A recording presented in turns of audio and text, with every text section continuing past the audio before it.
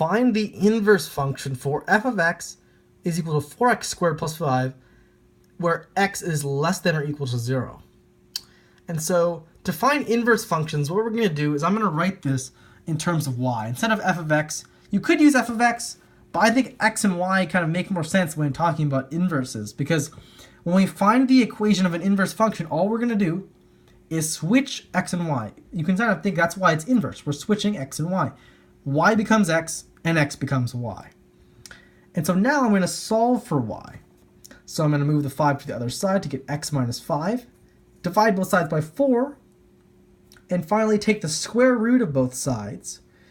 And I'm going to get actually the negative square root of x minus 5 over 4. And why did I get the negative square root? Usually you get the positive square root, or even plus or minus. It could be either way. Well, when we have inverse functions, say we have this restriction that we were given, x is less than or equal to 0. When we find the inverse, instead of x being less than or equal to, instead of x being less than or equal to 0, y is going to be less than or equal to 0.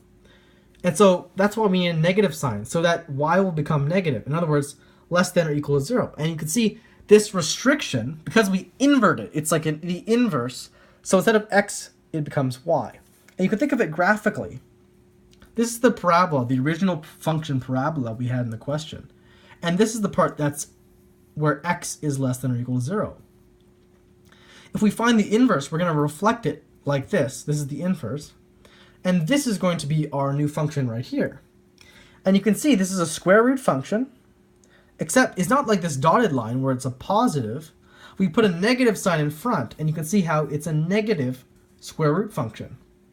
And so that is the function of this inverse.